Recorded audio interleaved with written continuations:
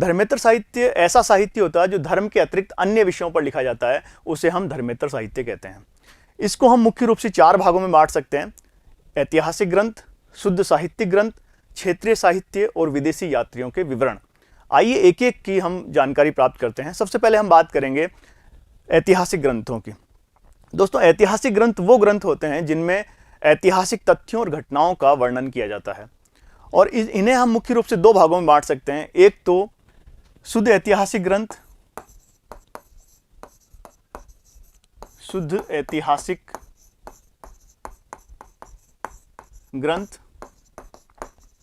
और दूसरे हैं शासकों की जीवनियां, शासकों या राजाओं की जीवनियां या जीवन चरित्र। तो अगर हम बात करें शुद्ध ऐतिहासिक ग्रंथों की, तो इनमें मुख्य रूप से ऐतिहासिक तथ्यों का ही वर्णन किया जाता है, और इनमें जो मुख्य रूप से शामिल हैं 2 ग्रंथ हमारे सामने हैं। एक तो राजतरंगिणी और दूसरा है अर्थशास्त्र। राजतरंगिणी जो ग्रंथ है वो कल्हण द्वारा रचित है, और ये भारत का प्रथम ऐतिहासिक ग्रंथ माना जाता है। इसी वजह से कल्हण को भी भारत का पहला इतिहासकार भी माना जाता है। कल्हण ने इसकी रचना 1150 ईस्वी में की थी, और कश्मीर, इस ग्रंथ राजतरंगिणी के अंतर्गत कल्हण ने कश्मीर का इतिहास का वर्णन किया है, जो प्रारंभ से लेकर 12वीं शताब्दी तक की जानकारी हमें प्रदान करता है। और ये जो ग्रंथ है ये जयसिंह के दरबार में उन्होंने लिखा था। राजा जयसिंह के दरबार में उन्होंने इस ग्रंथ की रचना की थी। तो देखते हैं कि कल्हण जो है वो भारत के प्रथम इतिहासकार है, इस वजह से कि ये जो ग्रंथ है ऐसा ग्रंथ है जिसमें ऐतिहासिक घटनाओं का हमें क्रमबद्ध विवरण मिलता है प्रारंभ से लेकर 12वीं शताब्दी तक। इसके बाद जो दूसरा शुद्ध ऐतिहासिक ग्रंथ है उसमें हम बात करते हैं चाणक्य के अर्थशास्त्र की। चाणक्य, जिन्हें हम विष्णुगुप्त के नाम से भी जानते हैं, उनका जो एक प्रसिद्ध ग्रंथ है वो है अर्थशास्त्र। अर्थशास्त्र के अंतर्गत चाणक्य ने मौर्यकालीन समाज, राजनीति, धर्म के बारे में जानकारी प्रदान की, और विशेष रूप से इसने राज प्रबंध, राजनीति का किस तरह से प्रबंध किया जाए उसके ऊपर इन्होंने पूरा वर्णन किया है। इस चाणक्य जो थे वो चंद्रगुप्त मौर्य के मंत्री और सलाहकार थे, और इस तरह से उन्होंने एक बहुत ही प्रसिद्ध ग्रंथ की, विशेषकर राजव्यवस्था के ऊपर एक बहुत ही प्रसिद्ध ग्रंथ की रचना की है। तो हमने देखा कि शुद्ध ऐतिहासिक ग्रंथों में इन 2 ग्रंथों को हम शामिल करते हैं, राजतरंगिणी और अर्थशास्त्र। अब बात करते हैं शासकों के जीवन चरित्र के बारे में, यानी ऐसे ग्रंथ जो किसी राजा के जीवन के ऊपर लिखे गए हैं, लेकिन उन्हें प्रसंगवश उनके अंदर कहीं कहीं हम उस समय की राजनीतिक, सामाजिक, धार्मिक और आर्थिक जीवन के बारे में भी जानकारी प्राप्त करते हैं। इनमें जो सबसे प्रसिद्ध ग्रंथ है वो है हर्ष चरित्र, जिसकी रचना किसने की? बाणभट्ट ने। बाणभट्ट जो थे वो सम्राट हर्ष के दरबार में उनके कवि थे, और उन्होंने बहुत ही शानदार तरीके से अपने शासक का जीवन चरित्र प्रस्तुत किया है। इसके अलावा उस समय की राजनीतिक, धार्मिक और आर्थिक जीवन के बारे में उन्होंने जानकारी प्रदान की है। इसके अलावा कुछ और जीवन चरित्रों की हम बात कर सकते हैं, जिनके अंदर वाकपति का गौड़बहु है, जिसमें कन्नौज शासक यशोवर्मन के बारे में बताया गया है। इसके अलावा विल्हण का विक्रमांक देव चरित्र है, जिसमें कल्याणी के चालुक्य राजा विक्रमादित्य की उपलब्धियों और उनकी विजयों के बारे में वर्णन किया गया है। इसके अलावा जयसिंह का कुमारपाल चरित्र है, नैनचंद सूरी का हमीर महाकाव्य है, पद्मगुप्त का नवसहंसाक चरित्र है, जिसमें परमार वंशी शासकों की उपलब्धियों का वर्णन किया गया है। इसके अलावा बल्लाल सेन का भोज चरित्र है, और एक और महत्वपूर्ण ग्रंथ है जयानक का पृथ्वीराज विजय, जिसकी आप यहाँ पर छवि देख सकते हैं। इसमें पृथ्वीराज चौहान की उपलब्धियों के बारे में वर्णन किया गया है। तो इस प्रकार हम देखते हैं कि ऐतिहासिक ग्रंथों के अंतर्गत 2 श्रेणियां बांटी जा सकती है, शुद्ध ऐतिहासिक ग्रंथ और दूसरे हैं शासकों के जीवन चरित्र। अब आगे बढ़ते हैं। अब बात करेंगे हम दूसरे पार्ट की, इसके शुद्ध साहित्यिक ग्रंथों की। शुद्ध साहित्यिक ग्रंथ वो ग्रंथ हैं जो कि जिसके अंतर्गत ये सीधे तौर पर, हालांकि उसमें ऐतिहासिक घटनाओं का वर्णन नहीं किया जाता है, परंतु प्रसंगवश उसके अंदर ऐतिहासिक घटनाओं को प्रकाश डाला जाता है, और उस समय की राजनीतिक, सामाजिक, आर्थिक और धार्मिक जीवन के बारे में हमें जानकारी मिलती है। इसके अंतर्गत हम शामिल करते हैं नाटकों को, कथा साहित्य को, व्याकरण ग्रंथों को, काव्य को, टीकाएं, नीति ग्रंथ और कोश आदि को इसके अंतर्गत हम शामिल करते हैं। इसके अंतर्गत हम सबसे पहले बात करते हैं व्याकरण ग्रंथों की। तो 2 बहुत ही प्रसिद्ध व्याकरण ग्रंथ हैं, पाणिनि का अष्टाध्यायी और पतंजलि का महाभाष्य। ये दोनों ही व्याकरण ग्रंथ हैं, व्याकरण पर लिखे गए ग्रंथ हैं ये दोनों ही। एक एक की बात करते हैं। पाणिनि का जो अष्टाध्यायी है वो हमें मौर्य काल पूर्व की जानकारी हमें प्रदान करता है और उस समय के समाज और अर्थव्यवस्था की दशा के बारे में हमें बताता है, जबकि जो पतंजलि का महाभाष्य है वो विशेषकर शुंग वंश के इतिहास का वर्णन करता है। आगे बढ़ते हैं। अब बात करें नाटकों की, तो यहाँ 3 बहुत ही प्रसिद्ध नाटककारों के नाम आपको दिए गए हैं। ये तीनों ही नाटक के उदाहरण हैं। इसमें कालिदास का मालविका अग्निमित्रम बहुत ही प्रमुख नाटक। कालिदास भारत के सबसे प्रसिद्ध नाटककार माने जाते हैं। इनका जो सबसे प्रसिद्ध नाटक है मालविका अग्निमित्रम, उसमें उन्होंने शुंगकालीन समाज और राजनीति के बारे में वर्णन किया है। वहीं विशाखदत्त एक बहुत ही प्रसिद्ध नाटककार हुए हैं जिन्होंने मुद्रा राक्षस के माध्यम से मौर्यकालीन समाज और राजनीति का वर्णन किया है। एक और बात दोस्तों, विशाखदत्त ने अपने नाटक मुद्रा राक्षस के माध्यम से इस बात का वर्णन किया है कि किस प्रकार चंद्रगुप्त मौर्य और चाणक्य ने मगध पर अधिकार किया और नंद वंश का नाश करके वहां मौर्य साम्राज्य की स्थापना की। इसी मुद्रा राक्षस के अंदर ही हमें बताया गया है कि किस प्रकार चाणक्य और धनानंद, जो नंद शासक थे धनानंद, उनके मंत्री राक्षस के बीच राजनीतिक चालें होती हैं और किस प्रकार चाणक्य उसमें विजयी होते हैं। इसके बारे में विशाखदत्त में बहुत ही विस्तार से वर्णन किया गया है। अगला नाटक देखें तो शूद्रक का मृच्छकटिकम है। मृच्छकटिकम जो है गुप्तकालीन नाटक है और इसमें गुप्तकालीन समाज और अर्थव्यवस्था के बारे में जानकारी मिलती है। इसके अलावा जो शूद्रक के मृच्छकटिकम में हमें उस गुप्त काल के दौरान भारत की समृद्धि का भी चित्र देखने को मिलता है। इस मृच्छकटिकम के अंतर्गत हमें बसंत सेना और चारुदत्त नाम के एक ब्राह्मण की प्रेम कथा के माध्यम से उस समय के जो रीति रिवाज थे, उस समय की जो धारणाएं थी, उस पर काफ़ी प्रकाश डालते हैं। आगे बढ़ते हैं। अब बात करते हैं हम कुछ कथा साहित्य की।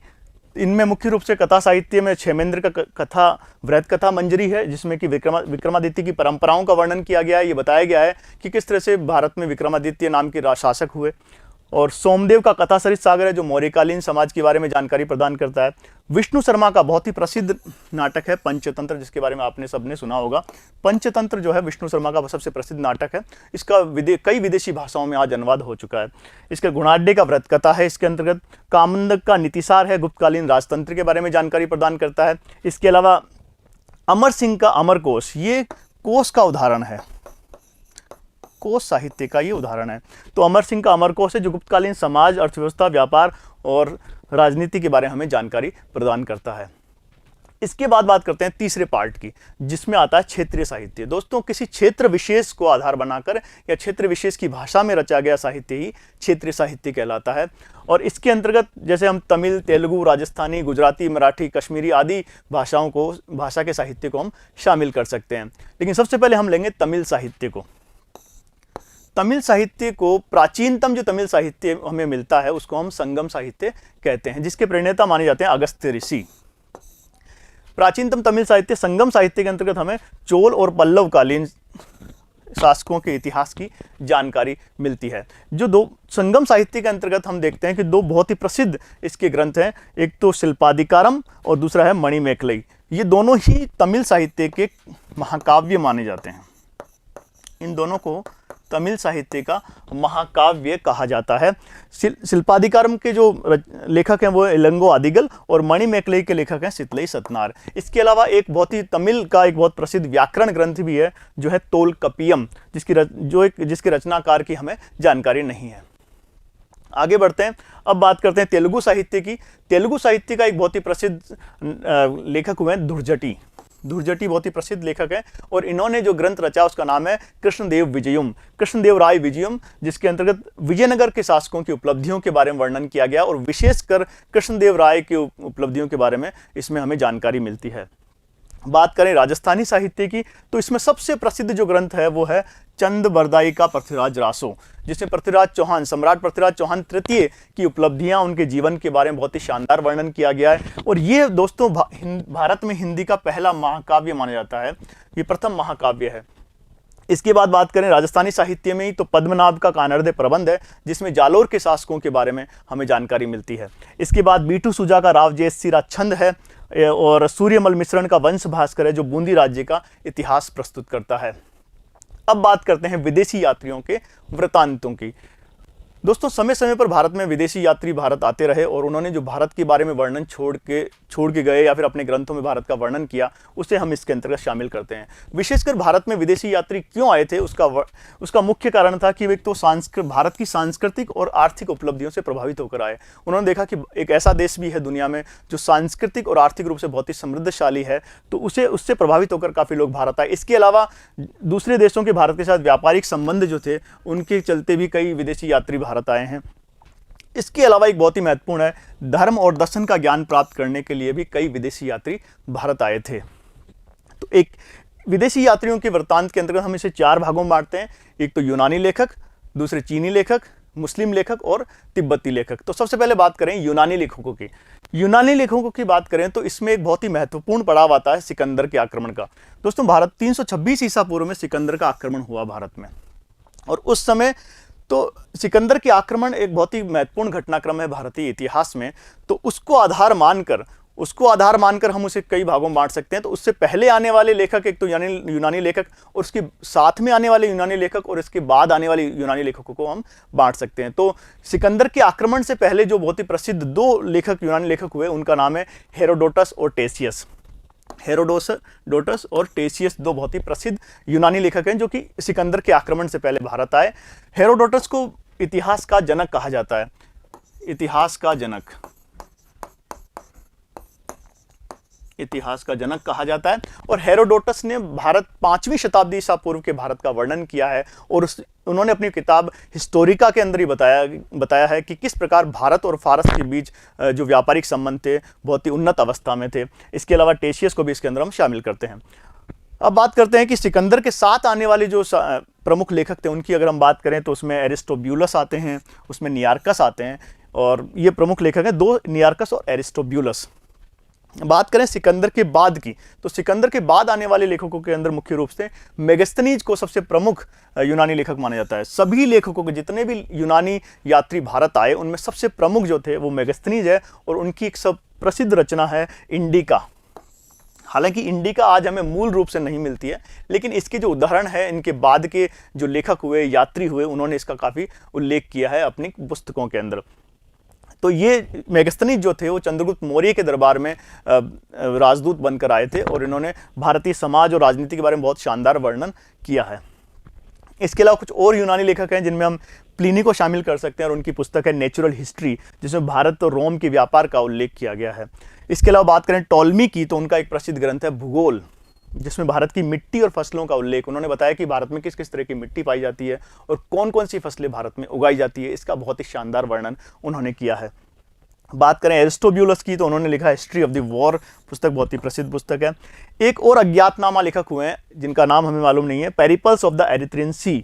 उन्होंने 80 ईसा पूर्व के भारत के समुद्री मार्गों के बारे में बताया गया, और उन्होंने बताया कि किस प्रकार हिंद महासागर में उस समय व्यापार होता था और उस पर भारत का किस तरह से एकाधिकार था, इसके बारे में वर्णन किया है।